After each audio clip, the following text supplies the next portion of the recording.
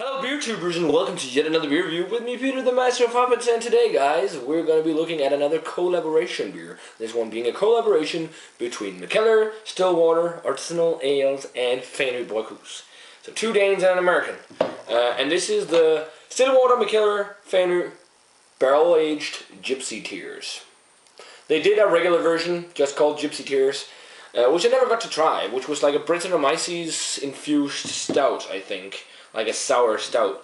I'm not sure if it was actually that sour, but yeah. This thing with this one, though, and I heard it was good, it was solid, but not as good as people had hoped. But this version has been aged in red wine barrels, which is really cool. It says, yeah, this beer was made in collaboration with Stillwater Artisanal Ales, Fanø Bryghus, and Mikkeller, and it says brewed with water, malt, sugar, hops, and yeast. And it's on 8.5% alcohol, and it says best before 2016, which is interesting. That's a decent amount of time for this to age. Should be interesting. It's been a while since I've had like a sour styled stout, so that's fine. Yeah, that guy's called Gypsy Tears. It's kind of a weird name, especially like they are gypsy brewers, so that's why, of course. But that label with that gypsy woman is freaking weird, and like the tears that are red and black, indicating the red wine barrel, of course, in the stout part. But yeah, I'm really excited to try this though. So let's get it cracked open. Okay, so we got it poured. It is pretty darn black when it's in the glass. It does have some translucent reddish notes in there. It's not the blackest of black, but it looks nice. A nice 2.5 almost finger of a beige tannish head. Wow, it smells nice. Let's check out the aroma. Ooh, that smells really nice. A lot of roasty, toasty notes. Brettanomyces, lots of funk, lots of Brettanomyces funk. And oaky, woody red wine, super vinous. This smells delicious. A little bit of vanilla, a lot of like hay, and it's got a little bit of not a horse blanket per se. It doesn't have that. More of the musty old kind of celery funk, kind of like the one you can get sometimes in live mix. Definitely that, and a little bit of a peppery sensation as well, like a peppercorn, and also a lot of dark forest fruits and like figgy, dates kind of thing. A lot of the dried stuff.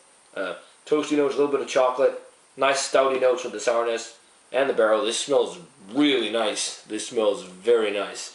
Can't wait to dig into this. Cheers, guys.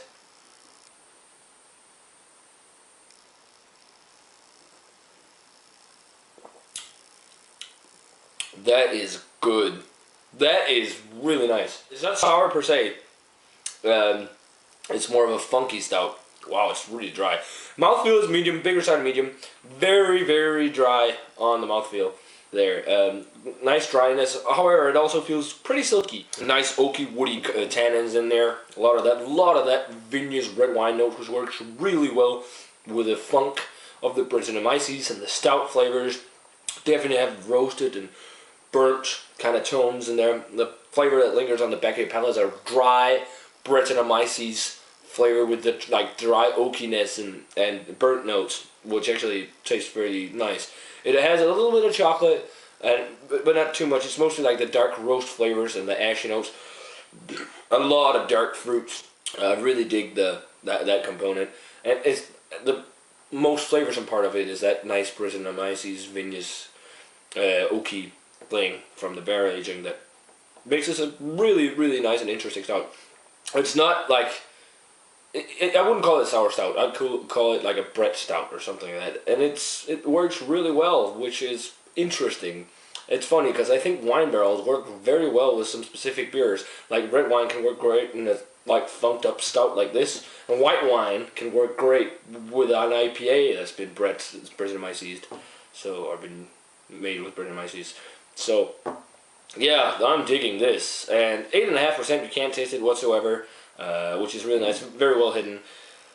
I don't know how the regular version was, but this is definitely really good. It makes me kind of want to try the regular version, but if it's not as good, I'm probably going to be disappointed. But this is definitely a great beer. This is something worth checking out for sure. So, rating wise for the Stillwater, Mikkeller, and Fanø Bryghus Barrel Aged Gypsy Tears, I'm going to give it a 92. That said, I'm really digging it. It's not a mind blower per se, but it works. The funk flavors and the stout components work so well. Check this shit out, guys. This is good stuff if you can get it nearby. or where you're located. So guys, that does it for the beer review of the Stillwater, Mikkeller, and Fanø Bryghus red wine barrel-aged Gypsy Tears. Definitely let me know what you think of this if you've had it. And also, guys, let me know, what do you think of the whole idea of, as I said, aging stuff like this, stouts and red wine barrels with Breweries and the IPA thing, too. So, yeah, guys, as always, remember to comment, subscribe, check out the Facebook fan page and Twitter. And I'm going to say cheers. And I'm going to see you guys in another beer review.